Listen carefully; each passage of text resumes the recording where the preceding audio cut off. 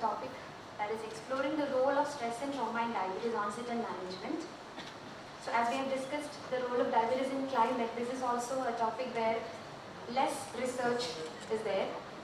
So according to a study, we know that stress and trauma is one of the most important thing that even though if a person is not a patient or doesn't have a disease, still generally this is something that is faced by people.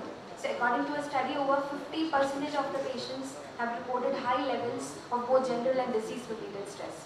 So generally as we are going through, stress may be thought of as a physiological response to an external stimulus, or it can be a psychological response to external stimuli, or it may be due to stressful events themselves, which can be negative or positive or both. And symptoms of stress include nervousness, a fast heartbeat, rapid breathing, stomach upset, depression, etc. Now what do the stressors do? So stressors are what causes stress.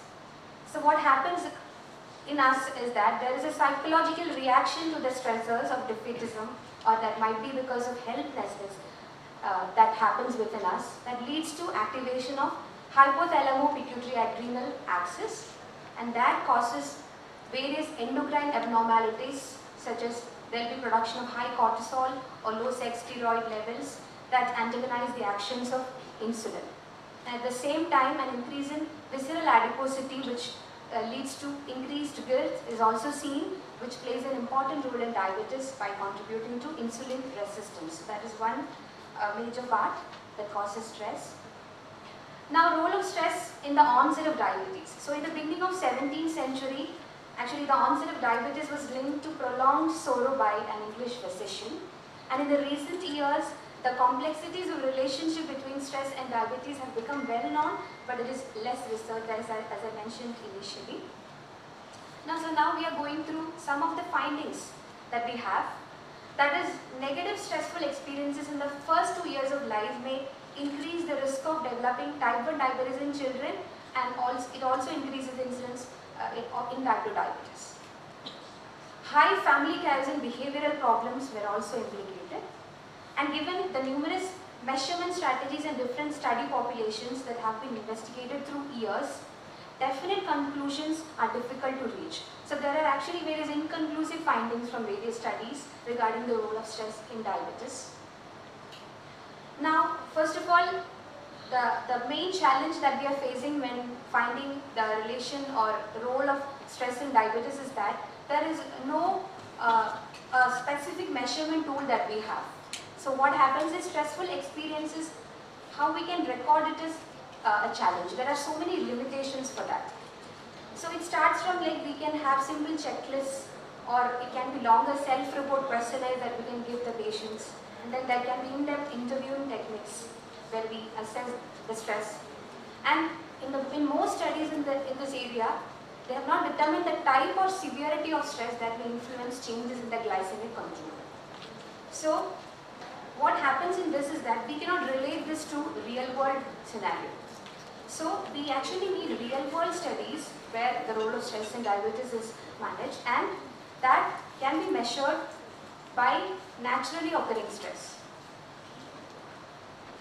Now this is an example where a different measurement is done, that is prospective in-depth investigation. So in this study, individuals with type 1 diabetes were interviewed using an in-depth interview schedule, and then followed up quarterly for measures like HbA1c.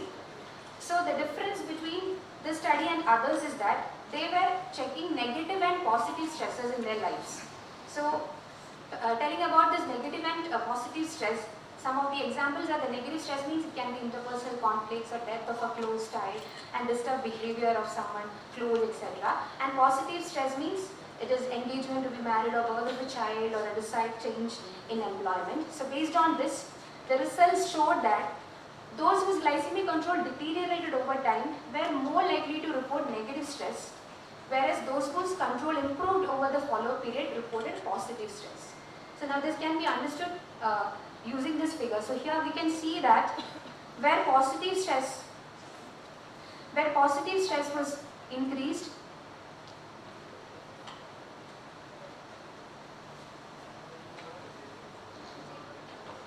Okay, so here in the first graph, bar graph, we can see that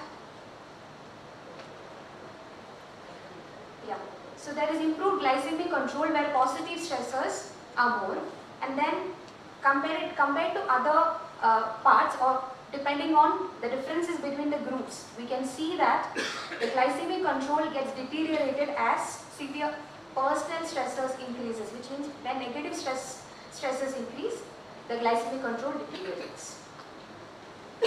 Now, one of the major important stress, that is work stress, it is indicated by low decision latitude with a few opportunities for decision making, along with a low sense of coherence, and that significantly increase the risk for type 2 diabetes.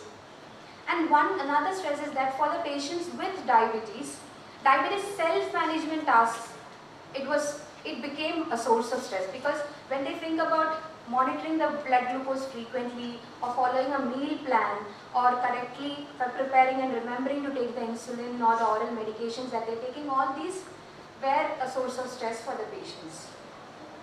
Now we are talking about stress management. So there are three approaches which is discussed. That is, when possible, removing or minimizing the source of stress, changing the response to the stressful situation, and then modifying the long-term effects of stress. So for that, time management and organizational techniques have to be adopted. Self-help books will help. Learning problem-solving skills. Exercise is a very important part in removing or to decrease stress. And if needed, seek professional help. That is also very important. Now, about setting specific realistic self-management goals. So this can be understood very easily through an example. People always think that I have to lose weight, or I have to take care of my diabetes. So this is actually a vague goal. So rather than this, we need a specific goal, which means rather than losing weight, that patient can have this positive goal like, I will walk 20 minutes each day on Monday, Wednesday, Friday and Saturday. So that's a specific goal that the patient is set, so which actually helps. Now this is a thought-stopping strategy for acute rage. So I got this from a review paper from Diabetes Journal. So here we have stop, breathe, reflect, choose, and then act. So this is what has to be done when a person is in stress. Like, either stop means to interrupt a negative spiral. Like when you get angry, when you are very much angry, then please don't shout. Stop out loud, or then to yourself you have to say stop, and then you have to take several deep breaths and then reflect. Reflect means think about that situation. What happens if I react very badly to that situation? What negative things will happen? What good things will happen if I don't react? So all these things. Then based on that reflection above, decide how you will act, and then act. So this is one thing. Then there are 4 A's of stress management. It is just similar to that is avoid, adapt, accept, and alter. Now in summary, stress may play a role in the onset of diabetes. It can have a deleterious effect on glycemic control and can affect lifestyle. So the emerging evidence, it strongly suggests that interventions that help individuals prevent or cope with stress can have important positive effect on quality of life as well as glycemic control. But there is need for greater understanding of the effects of stress as well as a serious acceptance of the need for psychosocial support for people in this predicament. So this is a short review. Thank you so much.